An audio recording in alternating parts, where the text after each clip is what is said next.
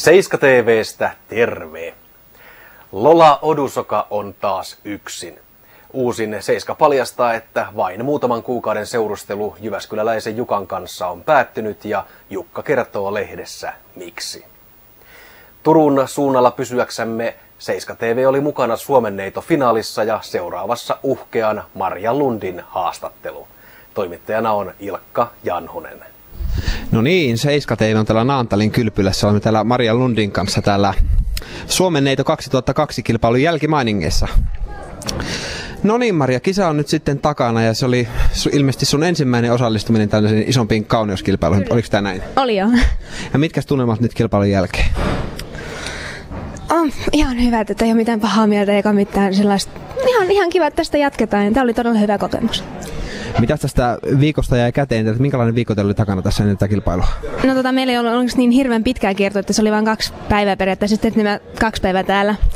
Että Miss Suomi-kiertoihan on hirveän, mitä mä olen kuullut, ihan kauheita räkkiä siellä. Mutta tätä on ollut siellä ihan leppoisa. Mutta ne päivät, kun me ollaan oltu kiertoilla, ne on ollut tosi rankkoja, mutta opettavia.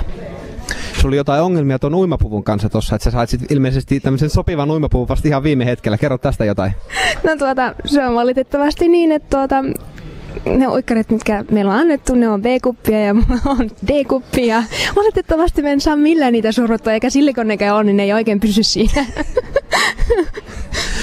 Mitäs luulet, Maria, nyt tää kisa meni ilmeisesti ihan hyvin sun mielestäkin myöskin. Ja aiotko osallistua vielä tässä myöhemmistä kauneuskilpailuihin? No en ainakaan lähiaikoina, että riitti mun nyt vähäksi aikaa.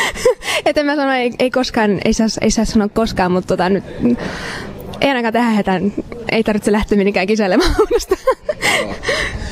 Kerro mulle sitten vielä vähän noista sun lähitulevaisuuden suunnitelmista. Sulla on kaikenlaisia projekteja vireillä, sulla on musiikkiprojekteja ja opiskelemaankin pitäisi jossain vaiheessa ehtiä. Mitä aiot tehdä nyt tässä tämän syksyn aikana sitten?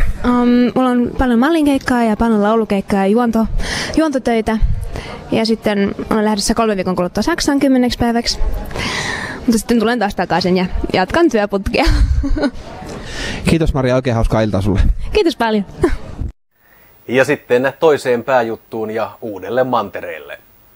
Syyskuun 11. päivänä terroristi-iskujen vuosipäivän lähestyessä tämän viikon Seiskassa on Timotea ja Nina Mikkosen näyttävä New York-raportti, kuten jo viime viikolla